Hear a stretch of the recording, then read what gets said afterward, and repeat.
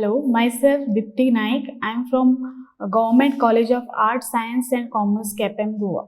Okay, so today's module is for Bachelor of Science students, third year. Okay, in the subject of botany, semester 6, course code is BOC 108. Okay, and course title is Cytogenetics and Plant Breeding.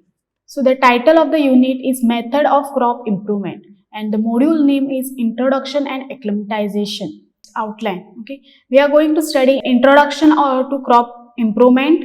Okay, followed by plant introduction and types which are followed in plant introduction. Then purpose and procedure of plant introduction, merits and demerits of plant introduction, and concept of acclimatization. Learning outcomes. Once we finish with this module, you will be able to define crop improvement and plant introduction, list out the types of plant introduction, explain the purpose and procedure of plant introduction, identifies the merits and demerits of plant introduction, and understand the concept of acclimatization. Okay, so now we'll start with the main concept. Okay, so introduction. So what is crop improvement? Crop improvement refers to the genetic alteration of plants to satisfy human needs. Now plant introduction. It is the process of introducing a plant from the growing locality to a new locality.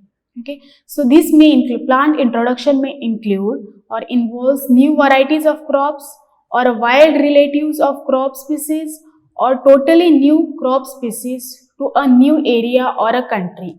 Now these are the types of plant introduction. So plant introduction is mainly divided into two types, that is primary introduction and secondary introduction. Okay, so primary introduction involves introduction varieties is well adapted to the new environment, okay, and it is released for the commercial cultivation without any alteration in the original genotype. That is known as the primary introduction. Whereas in the secondary introduction, okay, the introduced variety may be subjected to selection and isolated a superior variety, okay, as it may be hybridized with local variety to transfer one or few characters from this variety to the local ones. Okay, so this is about the primary introduction and the secondary introduction. Now these are some of the agencies, okay, plant introduction agencies which are there in India. Okay, so the first is Indian Agriculture Research Institution, okay, which was started in 1946. Second, Plant Introduction and Exploration Organization, okay, which was started in 1956. Then National Bureau of Plant Genetic Resources, okay, this was established in 1976. Then Forest Research Institute, which is mainly dealing with the forest plants, okay, which is there in the Dehradun. It was found in 1906. And the Botanical Survey of India, okay, which is there in the Kolkata, and it was formed in 1890. Now, purpose of plant introduction. Why we need to introduce plant? Okay, so these will help to improve the plant wealth of the country, okay, and for the use in the agriculture and forestry industries. It will also support the studies of origin, distribution, classification, evolution of the newly introduced plant. Okay, we may get entirely new crops. Then it will be for saving the crop from disease or pest. Then to fulfillment of aesthetic interest and for utilization of scientific studies.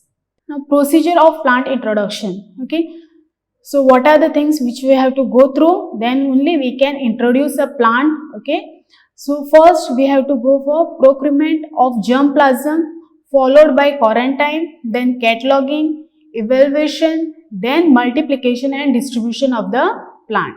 Okay, so first, okay, procurement of germplasm. Okay, in this step, here the germplasm can be obtained, okay, in the form of gift, exchange, purpose, or the collection. Okay, after getting this plant, we have to, or the germplasm, we have to send it to National Bureau of Plant Genetic Resource. Okay, there they will do the study, try to identify the name and all. Okay, and these germplasm can be in the forms of propagules. Okay, that propagules can be seeds, runners, suckers, stolons, bulbs, rooted, cuttings, birds or seedlings. Then quarantine. Quarantine means to keep the material in isolation to prevent the spread of disease. Okay. So these propagules are kept in the isolation to prevent the spread of disease.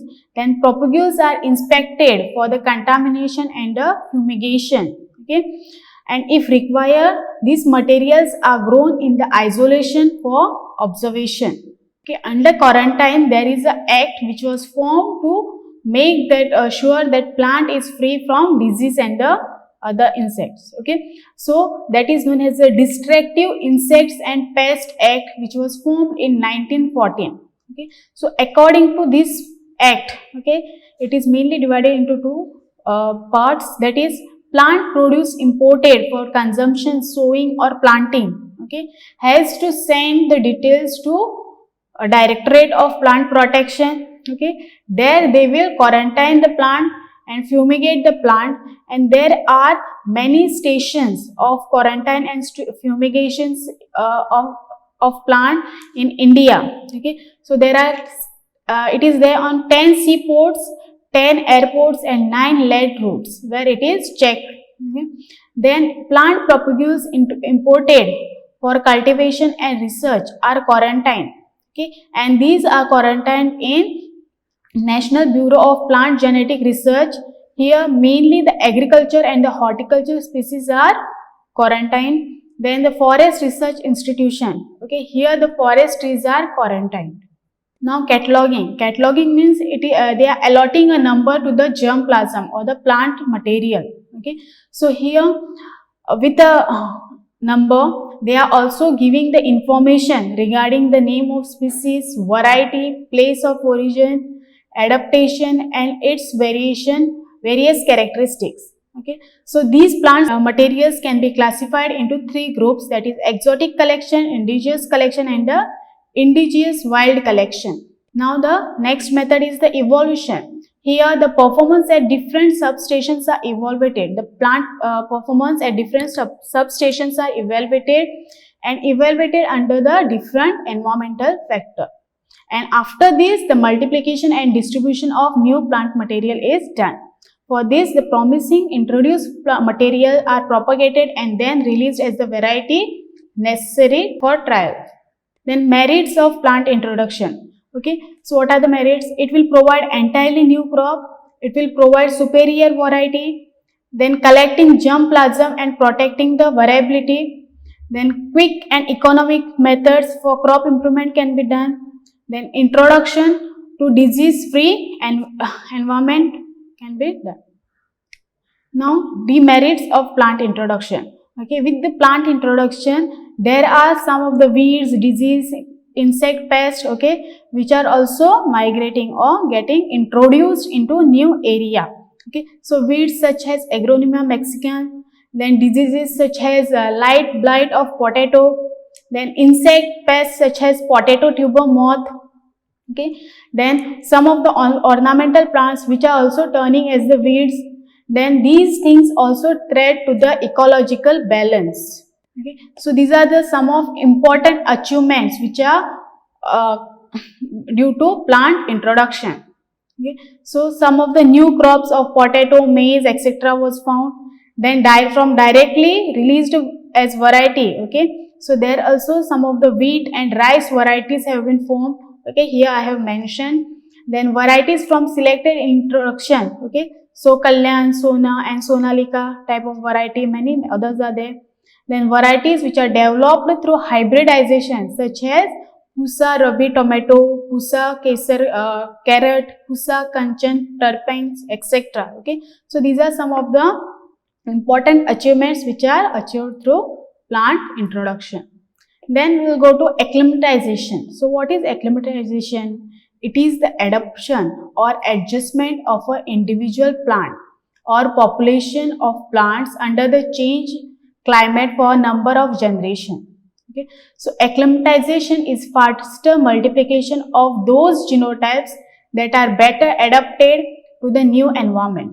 Then the genetic variability must be present in the original population for the acclimatization to occur, and thus the land variety also gets acclimatized. Then the facts about the acclimatization. Okay, so here the genetic variability must be present in the introduced material for acclimatization to occur.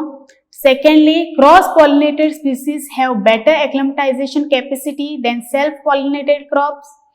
Annual crops has better acclimatization capacity than perennial crops. And the last one, if the period of acclimatization is very long, the mutation also plays an important role in the acclimatization. Summary. So today we have studied what is crop improvement and what is plant introduction, then types of plant introduction, purpose and procedure which is followed for plant introduction, then merits and demerits of plant introduction, and the concepts of acclimatization. So these are my references. Thank you.